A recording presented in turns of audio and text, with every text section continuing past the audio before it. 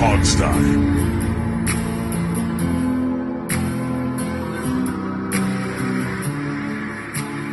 Hey everybody, and welcome to the Hogstye.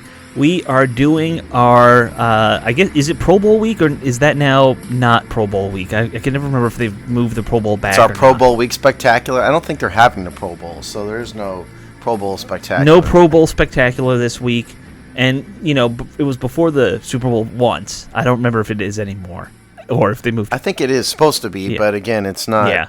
You know, they canceled it. Yeah, that's a shame. No, it's not. No, it's not. But welcome to the show, everybody. Alex with you. Jamal and Steve are with me, guys. I hope you're having a good week. We don't have a whole lot to talk about, but we can stretch out an hour, I think. We have some... But I do have a quick announcement, though. The interview we teased last week did not get canceled. We did not lie to you. It just got postponed for scheduling reasons. So we will do that next week. Right. And you will just be stuck with us without guests this week. That is still on. It's just going to be next week. That is a good tease, Steve. Thanks for bringing that up. Yeah, we were all excited to have a big interview. We actually did a ton of prep for us. Like, we did a ton of prep for this interview, and then it got pushed back. O.J. Simpson has a very busy schedule. Let's not go with that joke. Let's go with another joke. Jamal, can you make something else? Well, I didn't know Steve was playing it. I know we spoke with OJ's representatives, and we plan on speaking with him next week, like Steve asked. Okay. All right. So we're just gonna keep digging the O.J. Simpson hole. From what I understand, like he was very interested in talking to us. You know, he's a big fantasy football guy. He's looking forward to the Super Bowl coming up. You know, things are happening. Things are happening. He said, we asked him, and he said, I would love to. You know? Was that an O.J. Simpson impression? Yeah, I believe it was. Okay. I would love to. On that note, let's start talking about the Washington football team. You know what that is? That was actually Howard Stern's impression of O.J. That was my impression of Howard Stern's impression of O.J., Yes. I think. Yeah. Back before I cut Howard out of my life, he used to play that clip all the time. Sure. Okay, let's talk Washington here. Some stuff came out this week that was, you know, awards, postseason awards that, you know, the writer awards, let's call them that, because I don't think it's a shock to anybody here.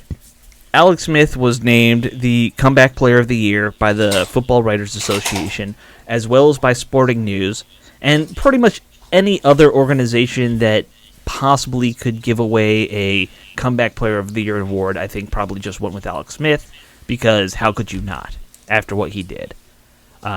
You know, anyone who ever sees a picture of his leg, you know, after the injury, you're just amazed he's alive. The award needs to be renamed the Alex Smith Award. It could be. And it probably should be. You're right about that. I'm serious. Yeah. I mean, I really wasn't joking. I mean, it's amazing. Clearly, he deserved to win it. I don't know who else out there came back from an ACL or whatever. Ben Roethlisberger was the only other contender. And he had like a weird, like his arm was dangling. Yeah, like some elbow type injury. And he didn't almost die. No. So I'm going with Smith. No, I'm with you. I go with Alex Smith any day here. One other we forgot to mention when we were doing our prep, Chase Young was also named by the Football Writers Association as Defensive Rookie of the Year, so we should also mention that. Also not a surprise. Not a surprise, and, you know, very merited for him. So, you know. He's, a matter of fact, was one of the two Redskins or Washington representatives for the non-existent Pro Bowl. Yeah. For the non-existent Pro Bowl. Well, they did, and we did elect, you know, Pro Bowl nominees, right? But we just didn't play the game, and honestly, you know, who cares? And they also announced the AP first team, and did he make AP All-Pro, or was he second team? I know Brandon Scherff was first team, but I no, he was not. Young was not first team. It was only Scherff. Okay, yeah. I think he was the only one that had All-Pro, right? Scherff was. Yeah, I must say, I think he was the only one, right? I mean, at this point, we all know the obvious trivia question is who was the last one? Right, and it was the punter in 1996. So, right. Yeah, it ends a very long streak. You know, you start thinking about the history of this team. you realize we're also hitting the 30th anniversary of the '91 Super Bowl team now. Oh yeah. I mean, technically, it would be the next season that would be the '91 season because this is the end of the 2020 season. Yeah. It's been a long run of misery. Yeah. Look, it was kind of funny is I was reading up on Matthew Stafford in my free time a few days ago. Sure. And because we'll talk about him later. But I stumbled across the Detroit Lions blog, and they mentioned that Washington was a contender for it, which is reasonable. And then they said, but we don't really want to see Matt Stafford go to what did they say? A hellish franchise like Washington, I think is what they said. Okay. And I just thought that was really rich coming from the Lions, who are one of the two franchises who are worse than Washington, Yeah. And you guys are the ones who chased off, Calvin Johnson and Barry Sanders. So leave us out of, your whining Detroit Lions fans. Right. And look, I'm a little overly loyal to my city at times. I think that's fair. I think almost anyone on the planet would rather be here than in Detroit. So, there's not many people who want to live in Detroit over, Washington these days. Oh, you mean from a city perspective? Yes. I mean, the weather's better, if nothing else. The weather's better, I don't know if I'd want to be around thousands of politicians. No, that's true. And to be fair, what my house costs here, you could buy a city block in Detroit, You might not want a city block in Detroit. No. I feel like we may have some listeners from the area. You never know. You guys may want to tone it down just a tad bit. Okay, we'll be nice. Just a tad bit. Nice. Look, I'll say this is good about it. I don't know if you guys have ever been to Detroit. I have.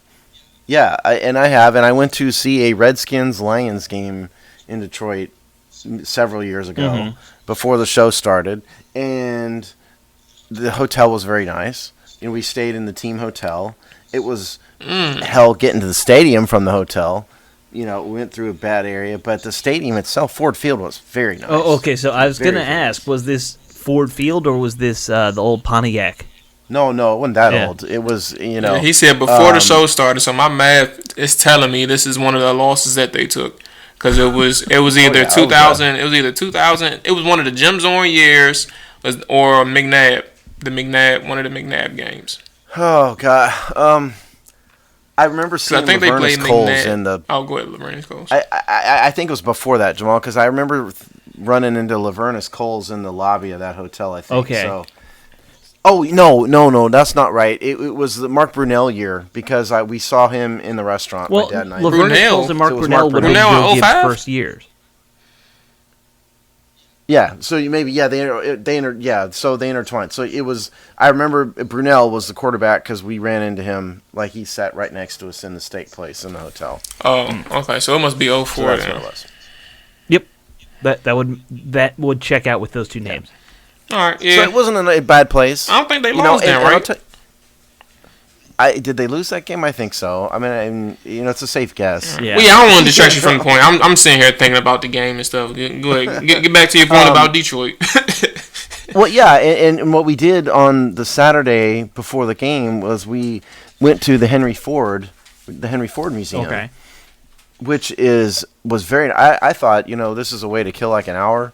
We spent all day there. It was a really, really nice museum. I'm sure if you're really into cars and you're a gearhead, it's not what you think at all. Oh no, it was there. No, I mean there were some cars there, but it wasn't a Ford museum. He has collected all sorts of things. There's houses there. They had Orville and Wilbur Wright's bicycle shop. Oh, okay, interesting. There on the grounds. So there was an indoor place, an outdoor place. Anyway, point is, if you're ever in Detroit and you're any sort of academic type or history buff or somebody like that, like I am, it was an amazing place to go see.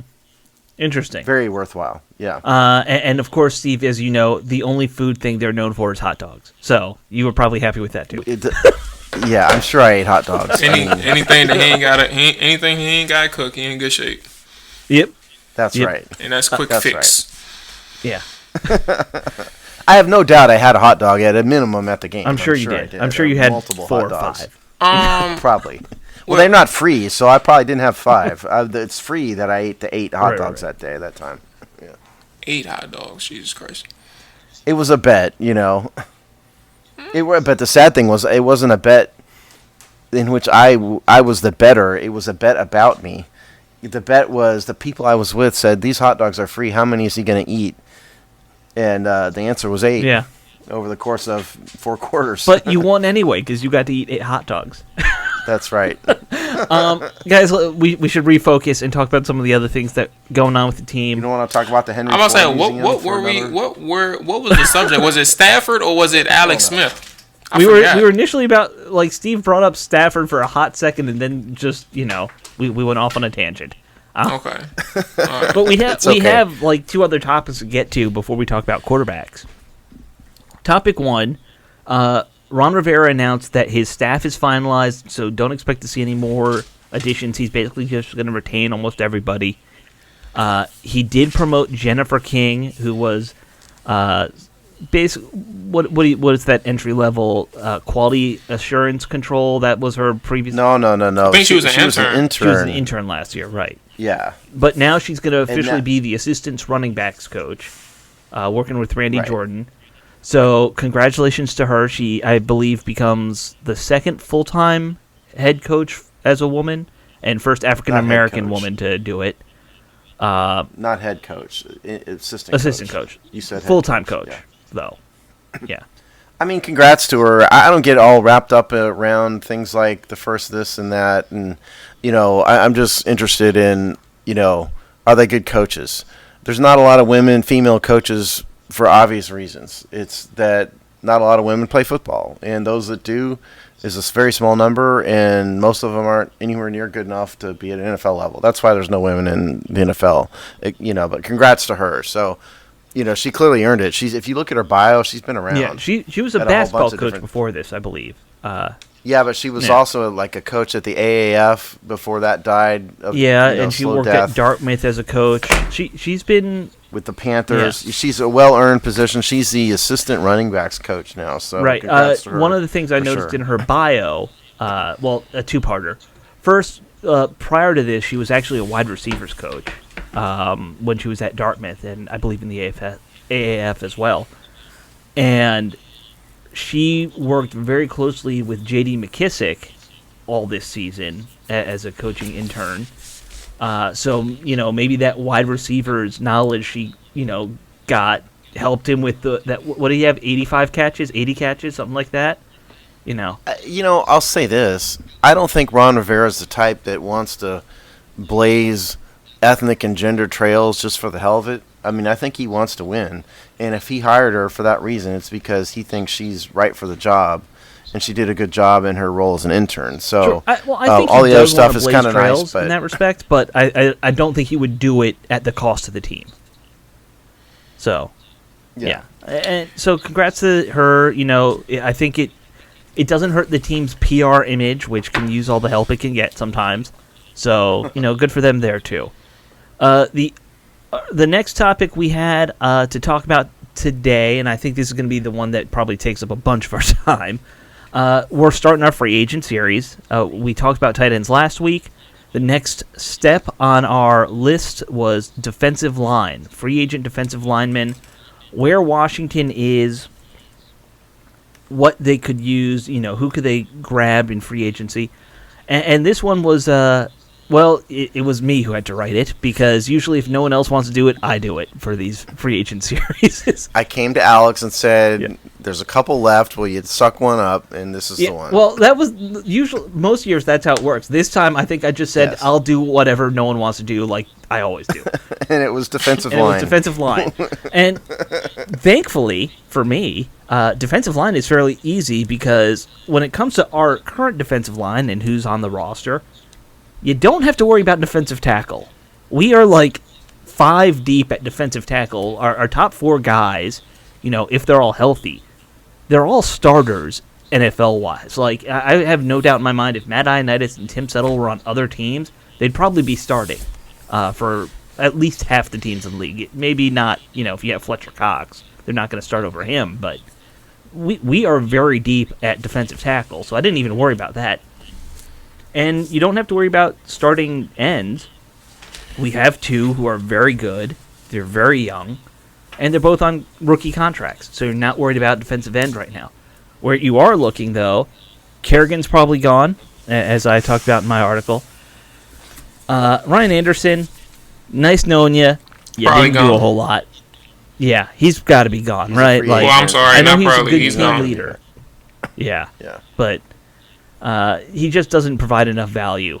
So really, you're looking for more depth guys at defensive end. And so that when I was looking at the lists that you find on Walter Football and NFL.com, wherever you're looking for, Spotrac now lists every defensive end or every player that could be a free agent. I really was focused on ends who would probably be backups.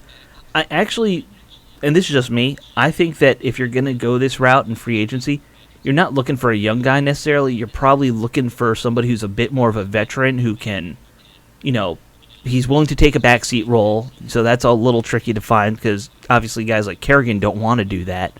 But there are veterans out there who know, hey, I just got to be the number 3 guy. And maybe I come in and start if someone's hurt. But really they're playing relief duty. You want a guy who can, teach these young guys how to, continue to be pros. That's kind of my mentality when I was looking at, what names are out there. So I'm just going to go through the list of some of the names I put up as options. I'll start with Kerry Hyder, who was with the 49ers. I started with all the 49ers guys for an obvious reason when I was looking at who was available. We just signed Martin Mayhew to be our GM. You got to think... Of course, he doesn't have a role in player personnel. Yeah, but you got to think that he's going to have files on guys that he can say, hey, this guy worked out well for us. Hyder is an interesting case for the 49ers. He's 30. He's a bigger guy because I believe they run more of a 3-4 style defense, but he's 270 in terms of weight. So he would be a bigger, stouter end for us than what we have right now. But at 30 years old, this was really his first year where he ever got a shot to play a lot of playing time. He's been a backup his whole career. I think he's had 2 starts up until this season, and he only got in because Bosa got hurt. And he wound up having 8.5 sacks, replacing Nick Bosa, which is pretty impressive. So, in my mind, he's on a 1-year deal there. He's kind of a journeyman. You could easily see him, he's probably realizes Bosa will be back next year. He needs a place to play. Why not go somewhere else with a general manager who you worked with? I think that makes a lot of sense. So he's an interesting thought. Yeah. I think you've nailed what they need, which is kind of a rotational backup sort of guy. They're not going to spend a lot of money. They just can't. No. Even if they wanted to, they can't spend a lot of money on this. And so that leaves out all the big name players. Hyder, did have some success. I'm not scared about him being 30 for the reasons you suggested. We're not talking about a 5-year marriage here. We're talking about a year or 2 at most. Right. So he's not a bad thought. He did show some ability, in San Francisco. So not a bad thought. They may try to keep him. Sure, they might. Don't know. That's the case with every free agent right now. They might. Yeah. They might stay with their team. I'll give you the next guy who's also with San Francisco, and I guarantee you he is not saying, and that's Solomon Thomas. He's coming off his rookie contract. He's kind of a bust because they picked him, I think, number 3 overall, and he's had 6 sacks. So, not what they wanted out of a defensive lineman in that regard. But we're not taking him at number 1. We're talking about a free agent. I don't care where he was drafted. I just need him to come in and fill in when we need him. The thing about him is how healthy is his knee? Sure. He does have an ACL that he's coming off of, but I think he got that in week 2 this last season. Yeah, but still, 12 months for a guy. Sure. Maybe he's healthy, but that would be the primary concern that the Washington doctors or medical staff would have to. Right. He would be a high risk, but probably low cost option. You bring a guy like that in, you say, vet minimum. Let's see if you can get healthy and contribute, and that would probably be all you could expect from somebody like that. And he'd be a project. I don't think that anyone would doubt that a guy like that, like I said, he was expected to be an elite player, and he just hasn't worked out. Yeah, so. that's kind of weird. Weird, not like in a literal sense, but just how his career turned out. Happens all the time, I guess. But Solomon was a really good prospect. But one thing that kind of is crazy to me. I'm just be honest with you. I don't know who the hell Kerry Hyder is. Like, I know you just broke him down, but like prior to today, I had no idea who he was. I didn't even know he had a sack. Like, that's how different or my perception of Kerry Hyder. I didn't know of him until this year, until this moment. And the overalls, and I don't. If you're going into this, I'm not gonna go in depth, so I'll just be short. But I think the foresight, that's the word. There we go. Mm-hmm. The foresight that Washington needs to have with the defensive line is it's going to be pretty important. You're going to get into a situation eventually where you need to buy low with the edge rushers, hoping that they become some quality backups. But eventually you're going to get into the meat of the situation where you have to start looking into either locking down or looking for in-house replacements for these bigger named defensive linemen, because truth be told, it sounds good that you want to keep all of them, but in reality, you're not going to be able to keep all these guys. And that's the important thing, that we hope that they have the foresight. But in the meantime, I like your approach, Alex. And I hope that they take the approach of buying low, and just hoping that they have decent enough players to stay in the rotation behind Chase and Montez, whose snap percentages went up as the year went on. First, they wasn't getting that many, but as soon as they started needing these games and had these must wins, Chase and Montez was playing damn near every snap. And they can't. I think that the initial idea of having that 60-ish, 55, 60-ish% snap count worked well for them. I mean, I agree with you on the snap count thing. And one thing to keep in mind, with them under contract for what, they both have at least, Chase has 3 years, and then that, 1 year add-on, and then Sweat's in year 2, so you got another 3 years with him easily. And they're under affordable contracts. The guys I'm talking about, Steve mentioned it before, these aren't long-term options. Almost everyone I mentioned is going to be about 30 years old. You're talking about guys who are going to be here for 2 years, so you can maybe pay them a little more because, these young guys are not getting the outrageous contract yet. And, that's just quality depth at one guy versus... Well, let me since I did write a salary cap update this week, y'all can read it on the website on hogside.com. But in terms of defensive line, so Jonathan Allen is playing this year on his team option. Right. So that's $10 million. So if they re-sign Allen, his cap hit is not going to go down. No. It's substantially at least. So you're thinking 2022, he's going to call it $10 million generously. You've got Matt Ioannidis signed through 2022. He's got $7.15 million this year, 8 point something next year. Then Payne he's on the last year of his contract this year. So if you put him on the 5th year option, he's going to have another 10, 11 million, or if they re-sign him, and so then you've got Chase Young is, he's a number 2 overall pick. He's got 7.8 million this year, and it's more next year. Sure. So they have it's 9.4 million next year. So they physically, they just cannot afford to pay all of these people huge contracts. I think somebody's going to be traded eventually. Somebody's going to be cut. Yeah, and so I think Alex's insight as to finding a decent veteran that can play may be more valuable than people think, because even looking past 2021, it's just not going to happen for this team. They just can't pay all these people. No. I mean, I think we all agree that in 3 years it's going to be a different looking line. I think in 1 year it's going to be a different looking line. It could be that quick, but I mean, right now, John Allen, they've said that they're in talks with him to extend, and it sounds like he wants to stay here. I know, this is his hometown team. He seems to like that. He seems to be playing well, so I'll be shocked if Allen isn't re-signed to a long-term deal here. I don't know what that money's going to be. I have no idea. Like, I don't know where you calculate his salary, frankly. So here's the deal. Like, who do you trade? Because truth of the matter is,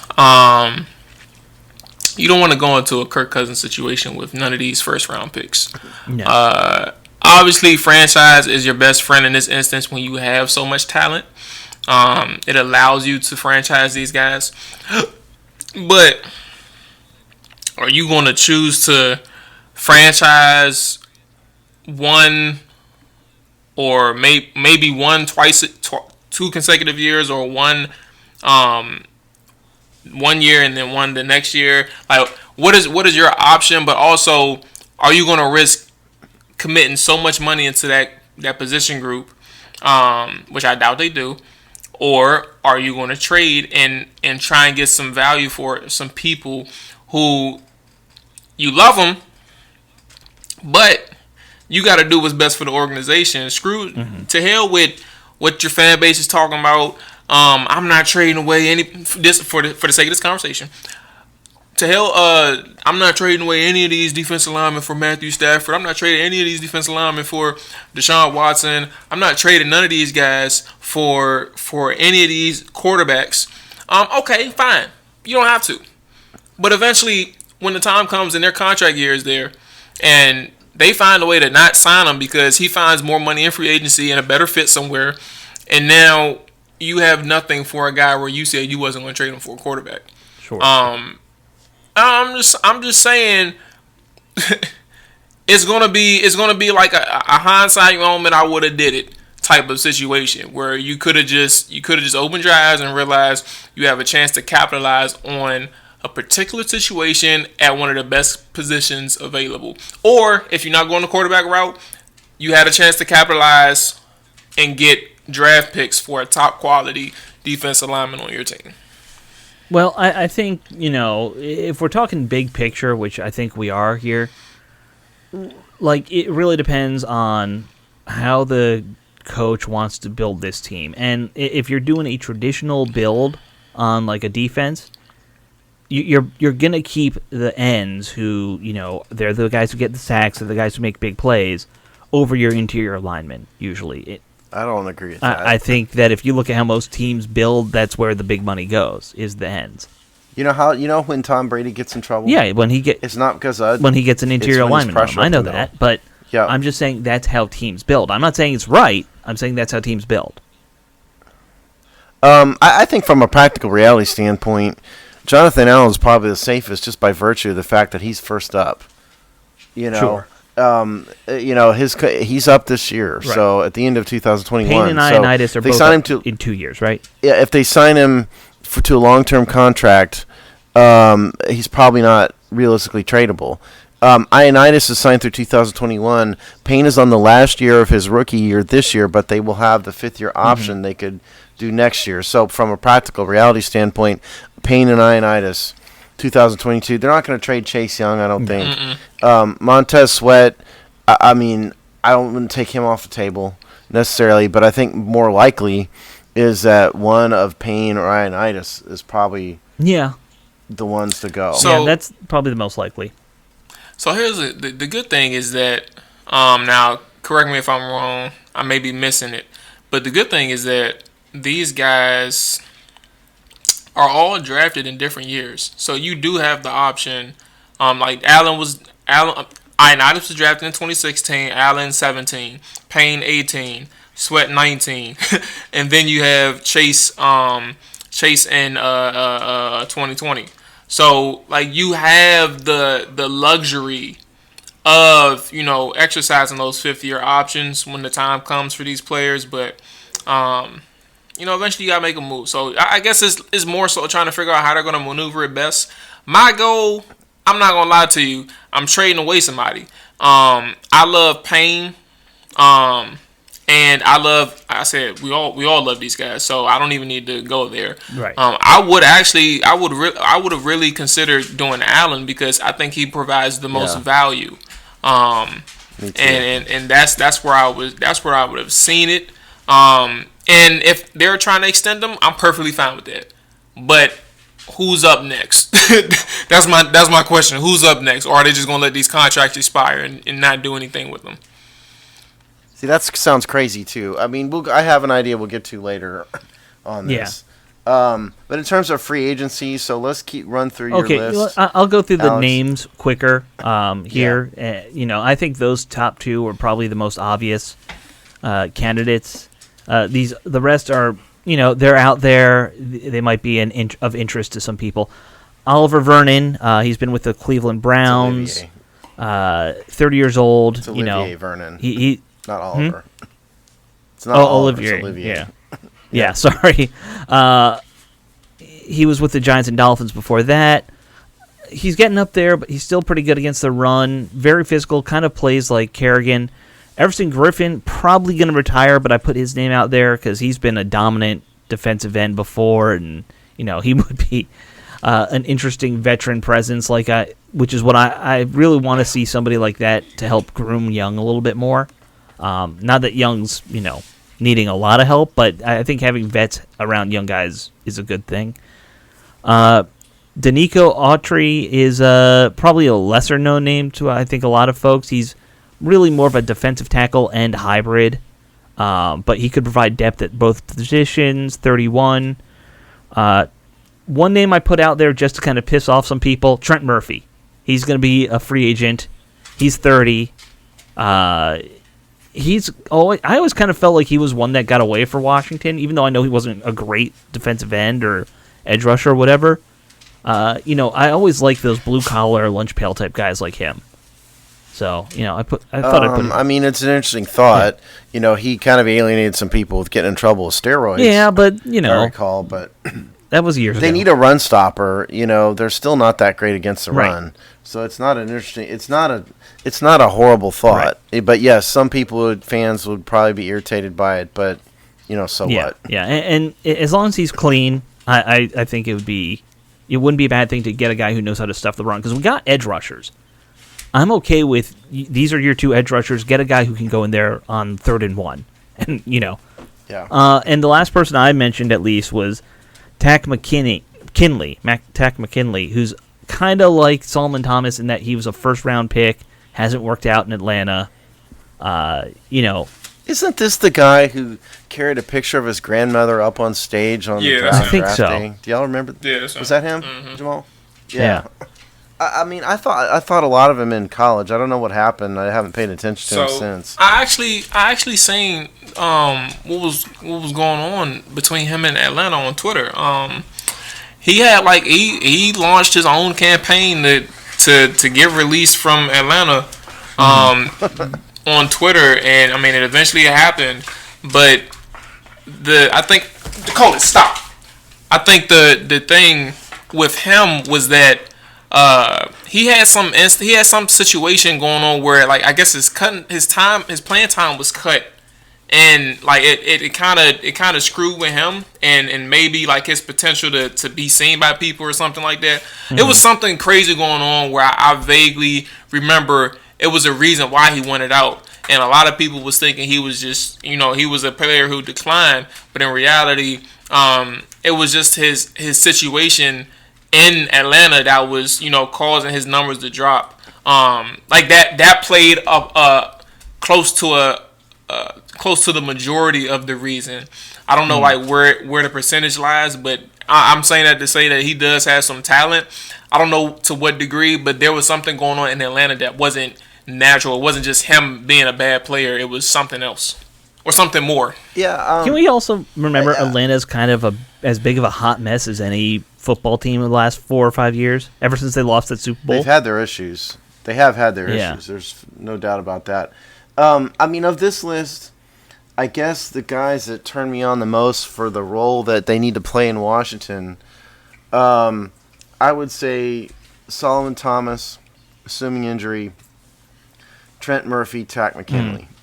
That's who, off the top of my head at least, without doing the research that Alex did to write the article, those are the three that I would maybe say Washington ought to focus on for like a backup end type role that they need to replace Kerrigan. We're all working on the assumption that Kerrigan is gone. Yeah. I think Ryan Kerrigan wants to. Yeah, he wants to start, and that's not going to happen. Same with Anderson. Here, so I just assume Anderson's gone for performance reasons.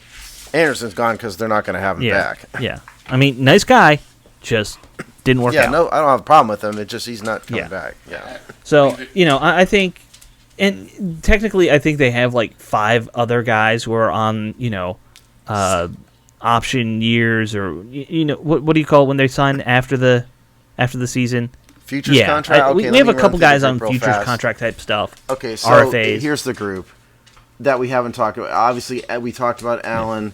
David Bottas, the German guy who was on the International Pathway Program. He's on a 1-year contract. Caleb Brantley was a COVID high-risk opt-out, so his contract told from last year. So now he's still got the same 1 year he had last year. So he's there.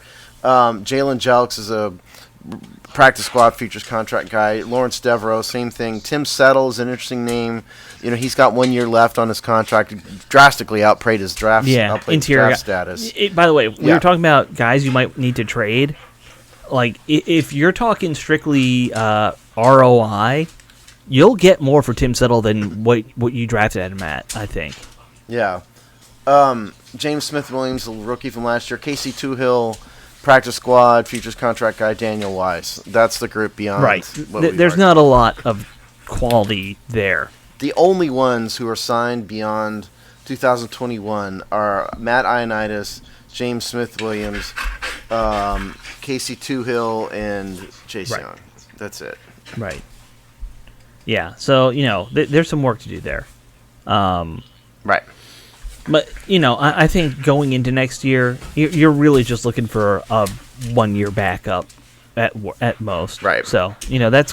I mean, I don't have a problem with him taking a flyer on a guy like Takk McKinley, who's a young guy. Maybe he can pan out and give him a 1 year, 2 year deal or something like that and see if he can play. I'm about to say, that's most ideal in this situation. You know who your young guys are. They're the stars of that defense. It's Montez Sweat and it's Chase Young.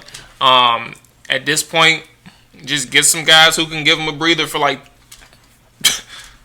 20 plays a game. Yeah. Come in for a series lead, and sit down. And it wouldn't be the end of a terrible idea to bring in a run stuffing specialist, which may not be McKinley, but like a guy like Trent Murphy, who's more of a run stuffer than a pass rusher. It's not a bad thought because they do need help in their run defense. Something terrible. Daron Payne's really the only guy who accelerates in the run game right now. He's the only guy who I think shows up, and they need at least 1 or 2 more to help him. Yeah. Because they're not getting help from the linebackers in that regard either. We'll get to that next week. No, we'll talk about that next week. That's going to be a fun one. I'm looking forward to reading that when you get that done.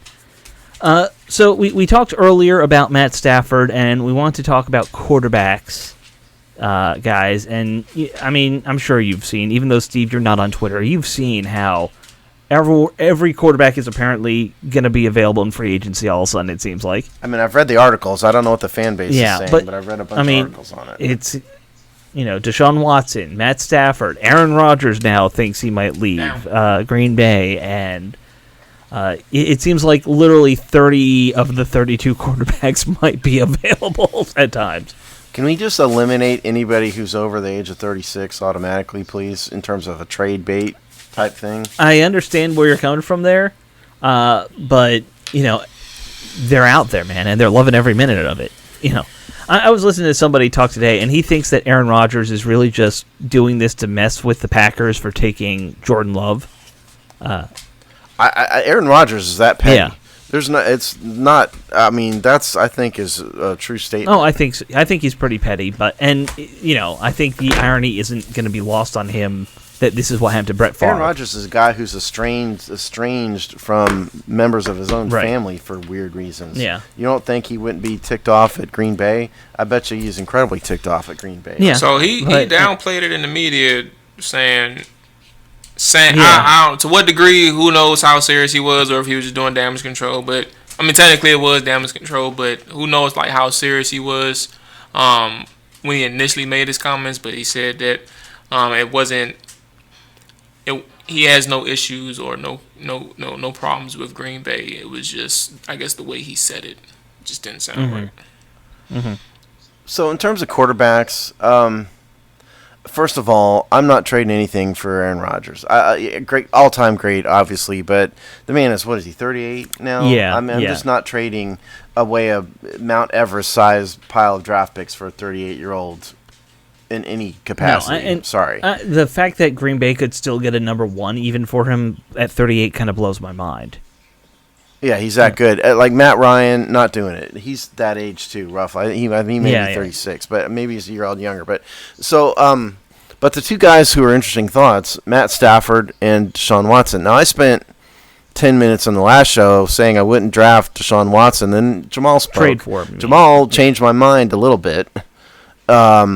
I still think that you'd have to make sure he doesn't have a bad attitude if he's going to come here. But if you can get past that, man, Washington would be a fool to not try to bring Deshaun Watson here. I would trade, and I think Jamal would probably agree with me based on what you just said. What I would do, again, assuming his attitude is good, throw a couple first-round picks out there and one of these defensive linemen, maybe another pick, second, third-round pick somewhere. I think that's more than worthwhile to get a young star-level, franchise-level quarterback who's signed for 4 years. I know some fans are gun-shy about giving up multiple picks after the Robert Griffin fiasco and all that stuff, but this is a proven franchise quarterback. You can't put a price on that. So I wouldn't trade the world, but I would definitely trade maybe 2 first-round picks and a good defensive lineman and throw something else in. I would do that for Deshaun Watson.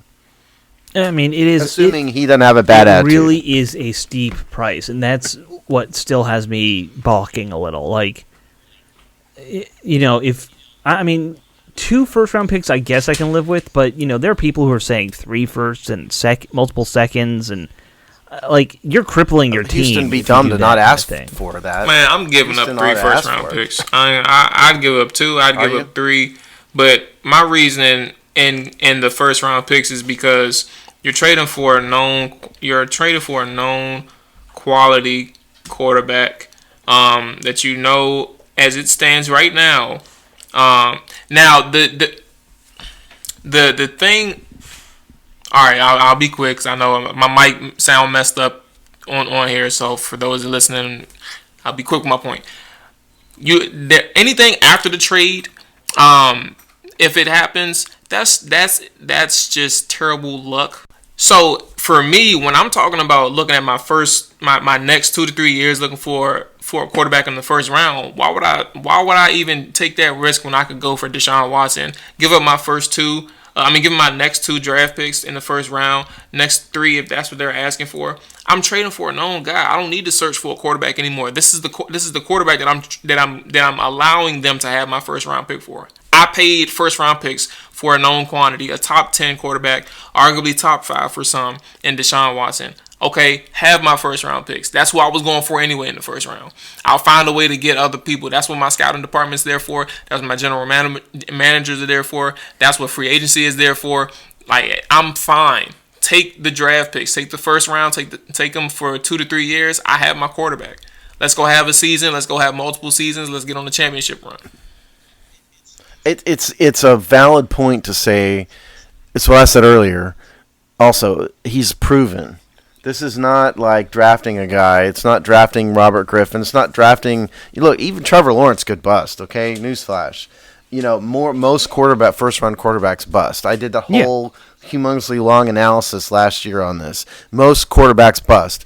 Deshaun Watson is a proven talent, so he's definitely worthwhile trading multiple picks for. I think again, I'd still have to get past his hissy fit he's throwing, but put that aside for a minute.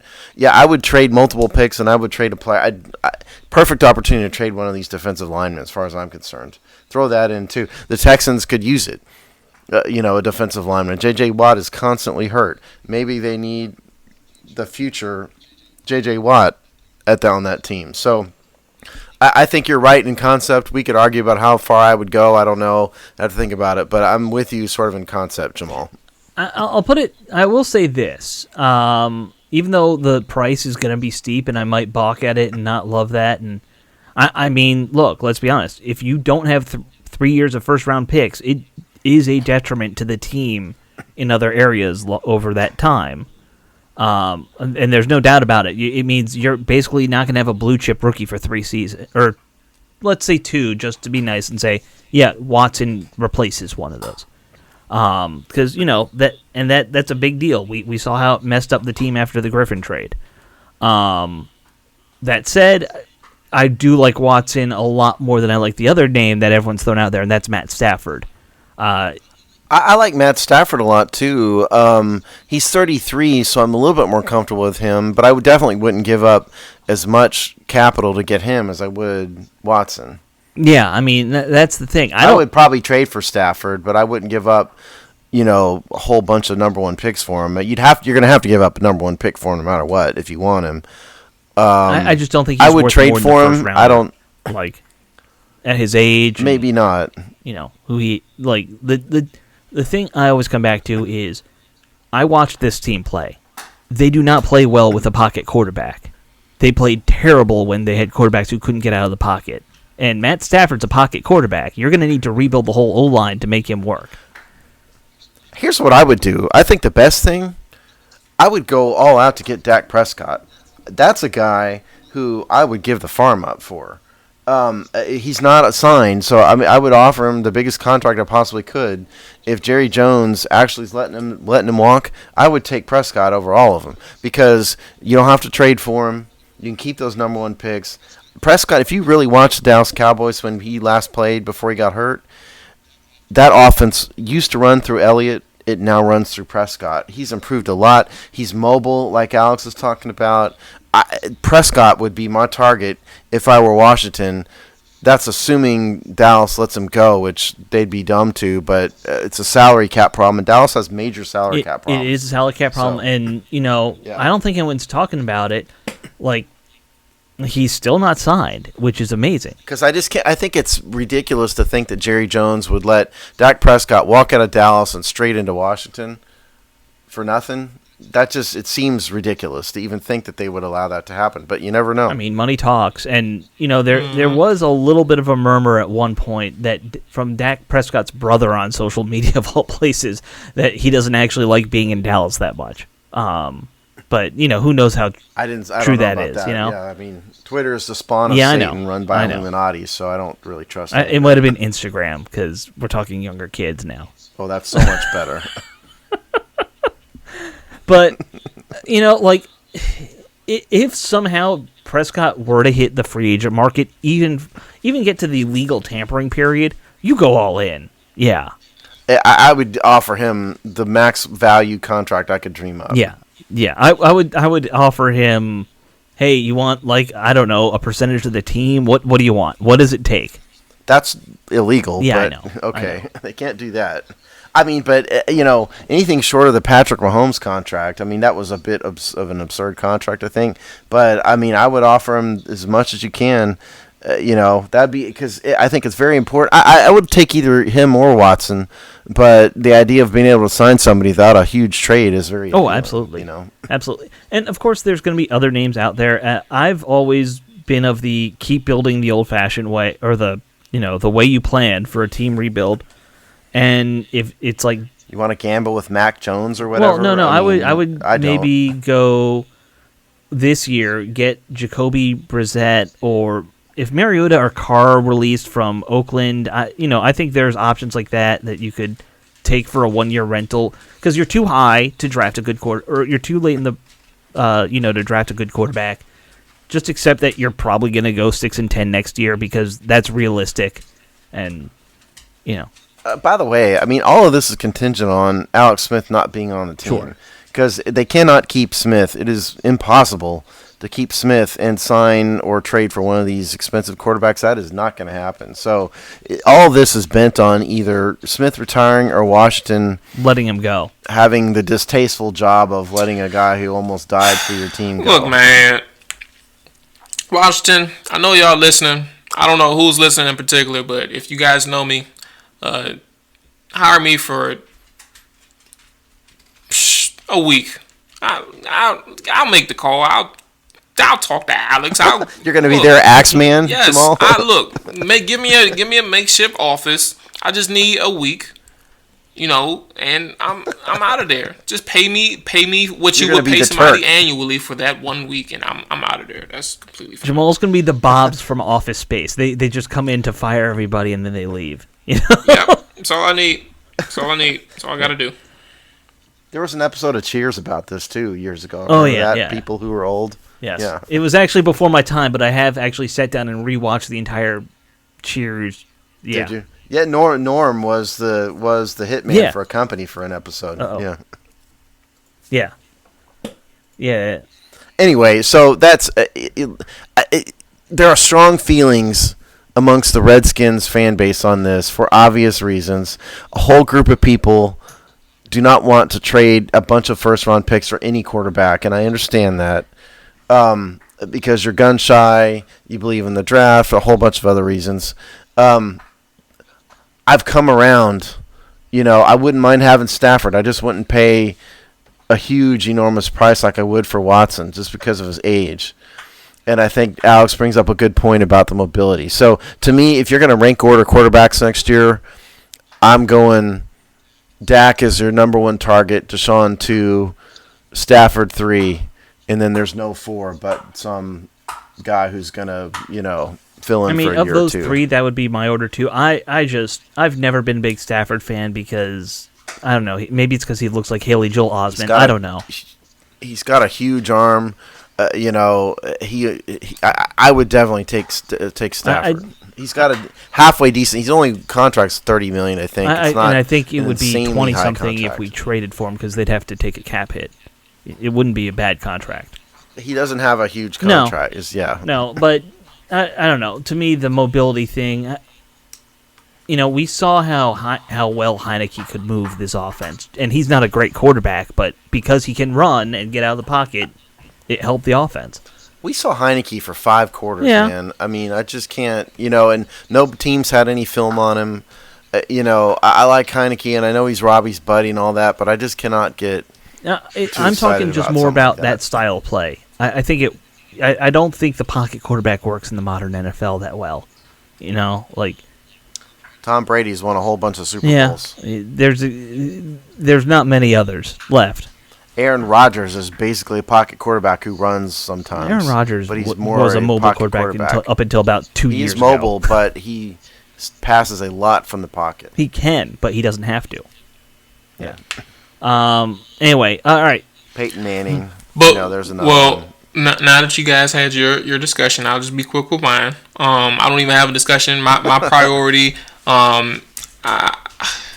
it's going to sound weird, but I wouldn't break the bank for Prescott, even though I like him. I mean, is a free agent option, and he's the more reasonable because you don't have to go draft assets or draft capital. But my priority list is Matthew Stafford. Realistic one, Matthew Stafford. And to be honest with you, it's really just people who know Stafford? me. No. People who know me are gonna laugh that I'm still persistent with this, but it's Matthew Stafford and Jameis Winston. Those are my 2 realistic ones because we know Stafford's up for trade, and we also know that Jameis is a free agent. Don't know if they'll go for him. There's a lot of good seafood restaurants in D.C. that Jameis can steal crab legs from. The home of the blue crab, baby. He knows where he wants to go if he wants to get some crabs in. But that's it. And then obviously, if we're talking about the people who are possibly up for grabs, in all things considered, it'll my list would be Matthew Stafford number 1, Dak Prescott number 2, because he's a free agent, and then Watson, and then Jameis Winston, in terms of targets. But yeah, that's how it looks like if all things are considered, and I can do what I want type of thing. So it must be it can't go unsaid that Watson has a no trade clause. Yeah. So he would have to want to come to Washington. He's given, I don't think any. I haven't. Again, I don't follow it every day anymore, but I haven't seen any indications of where he wants to go in particular, except the Jets. Alex, you said the Jets last week. I've heard the Jets. I mean, the Jets and the Dolphins are the two names people keep throwing out. I don't know why anybody with a brain in their head would want to go to the Jets, but whatever. But point is, it's very unlikely that Watson would come in and actually ends up in D.C. Compare if you add the no trade clause thing coupled with every team in the NFL needs a quarterback wants him, coupled with huge price to pay, very unlikely that he's going to end up in Washington. Yeah. I mean, I'm with you. I think it's pretty unlikely for him. And let's be honest, Washington has a terrible reputation. Now, Ron Rivera's turning things around, but they still have a horrible reputation in the NFL as a place where players go to die. I've seen rumors that Matt Stafford doesn't want to come here, that he wants to go to Indianapolis. Like, that's his number one. Why would he want to go from one horrible team to another? I mean, that's kind of – that having been said – Ron Rivera's turned things around a little bit. So, is the stink off Washington? No, clearly not. No, but not yet. Not fully. We've been hosed down. We haven't been scrubbed. That's where we're at. I guess. Yeah, they turned a fire hose on them. Yeah, maybe. Exactly. All right, we had one or two more things. I want to at least get to this one item because it is Washington related. And that is that the football team has announced a relationship with FanDuel. I think it was 2 weeks ago. I don't even remember if we talked about it on the show. The Virginia Assembly passed a law allowing for sports or online betting and sports betting and all this stuff, and gave the football team a special license to help to have their own sports book. And now, what is it? A few weeks later, they're announcing this relationship with FanDuel that you got to assume has been in the work for years, if not months. Yeah. So this is, and we're going to get into this on It's Just Business. So I'm not going to give a whole lecture on this right now. I'll just mention it. But this is a little different than any other team has done. And so Washington is going to hold the license. FanDuel, it's a promotional thing, number one. But number two, they're going to basically be the tech behind this. So I think what we're probably going to see is betting options directly from the team, because it's the team that holds the license, which is different than just entering into a marketing arrangement where you have a sponsor. FanDuel's a sponsor. That's not what this is. This is an agreement wherein the entity that owns the Washington football team has the permit from the state of Virginia. So I think we're going to see maybe even betting options from Washington's website. That kind of thing. That's what we're going to see. We'll have to get more into this later, but this is much more than just Washington signed up a sponsor. No, it's a big thing. It's the first step to what I think we've always heard Daniel Snyder really wants, and that is to open his little casino with a stadium somewhere. It's the first step towards Satan ruling the earth. Yeah. Look. If we're talking about casinos, just do it, so I don't have to keep doing my online betting. I'd rather go to a local area and get instant payouts, or just continue to lose my. Jamal's tired of Tony. I don't know how far you are from the casino in Maryland. I mean, can't be that far from you. Yeah, but wait. Are you telling me that MGM Grand has on sports betting in their casino now?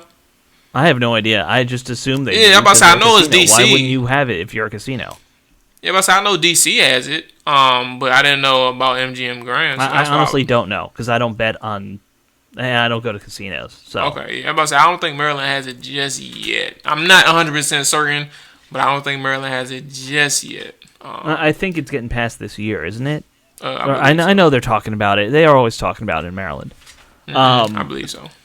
Yeah, but that's where I was getting at. So he does something like that, or has it near a stadium. I'm gonna be there every single week. If I can cite something called AmericanGambler.com. Mm-hmm. They have a whole site on a sub page on their website about the National Harbor Casino, and it says, "quote Sportsbook and the betting app are not available yet at MGM National Harbor Casino." Okay, so not there yet. All right. So, assuming that site is right, and I don't have a clue if it's right or wrong. And this is where it also gets a little complicated to me. If the team is in Virginia and they have a license in Virginia, how are they going to do stuff at the stadium, which is in Maryland? Because they can't. I don't know how that would necessarily work. That side of it. Well, they're not. This is based in Virginia. That doesn't mean they can put a sports betting window at FedEx Field. Exactly. That's. But they're not going to be at FedEx Field too long. This is a sign for people that the stadium might go in Virginia after all. Right. Okay? That's what this means. I mean, I know they technically have also had they didn't get it yet, but DC has basically said if they moved to DC, they would get the same thing. But this is Virginia officially giving them a license. Personally, but yeah. I think they'd be fools to put anything in DC at this point, but that's just me. I would go Virginia I think this actually pretty much seals the deal that unless Maryland matches it this year, they're going to go to Virginia. Yeah. So, yeah.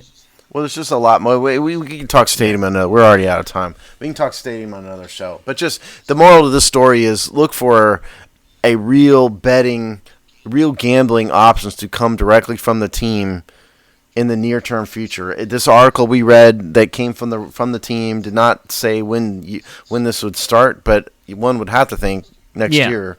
I mean, they have the agreement. I just wonder about the logistics because they're not going to put a little casino out there at Ashburn facility. No, but a lot of this can be online right, and stuff. I know. I mean, I would assume. Or rent a little shop in the local mall. Go to Fair Oaks Mall, rent a little Redskins gambling shop. A kiosk, A kiosk. Again, because this is a weird area where we have multiple jurisdictions, I don't know how it impacts people in D.C. or Maryland if they're even allowed to do the online thing. Because I assume so. Well, no, you can't. No, you can't. FanDuel has been what FanDuel is doing is they're giving these promotional entry, betting, gambling entries for people who are in states that are just coming online. If you notice, there's commercials where bet $5 and get an automatic 55-1 payout for your first bet if you're in like the state of Tennessee or something. Clay Travis was talking about this on Outkick the other day. So if you're in Maryland, I think you'd have to physically go to Virginia to do that. Gotcha. Jamal, get in your car. Sticking to my online sports book. Okay. Jamal is loyal to Tony Soprano. Yeah. Back before online stuff, Jamal, you had to call a shady dude to make those books. Yeah. Or just go to Vegas. You made a call out. Yeah. Have you? It sounds like you maybe have made a couple of those shady calls. No, I've never made any. Oh no, I'm past that. Look, ever since I started online, has been my go-to. I have no calls to make. I don't know a guy. If you think I know a guy, I don't know a guy. No. So they can't come after you for information then. Not at all. So they can't. That's good. Impossible. All right. I think that should about wrap it up. We were gonna maybe do some recap of the title games, but everyone saw them. You knew how it was going to go. We'll preview the Super Bowl next week. I'm disappointed personally, but here's our preview of the Pro Bowl. Ready? Okay, that was it. There you go. Good. Best preview of the Pro Bowl yet. Can they just get rid of it? That's my preview. No, it makes money. Don't you understand? Don't you listen? It's just business, Alex. It's always about money. Period. I just don't see how it even makes money. No one watches it. Because it's broadcast on television. It doesn't cost a lot of money. They're not paying the players a lot. They got to rent a stadium, and they sell tickets that covers the cost of the stadium and more. Yeah, I know. So they make money. That's it. It's all about business. It's just business, Alex. I'd rather watch. I'd rather go paint a hallway. You'd rather what? Hallway than watch that. I would rather watch any football except possibly the Arena League than watch paint dry. Have you ever watched paint dry? It's fascinating. Anyway, that should do that should do it for this week's episode, guys. I will talk to you both as we get ready for the Super Bowl, and it will be an exciting, fun game of two teams that no one really wants to see win because they've won too much. You're going to talk to both of us? I would hope you're talking to the audience and not to us. Well, I wouldn't see the audience, but yes. But you said talk to both of us. Okay, fine. I'll talk to the audience too. That unless we only have two people in the audience, let's hope we have more than that. We should, because we have a big guest for next week's show. That's true. We do have a big guest. And when I say big, I mean OJ's huge, ready. Gigantic. O.J. Simpson. We've already disclosed. Oh, no. I was going to hint that it was Albert Hainsworth or something. You meant physically, yes, physically huge. Albert Hainsworth is still laying on the field. He can't get up. Okay, guys. I'll talk to you next week. Bye. Albert Hainsworth is stuck and cannot get up.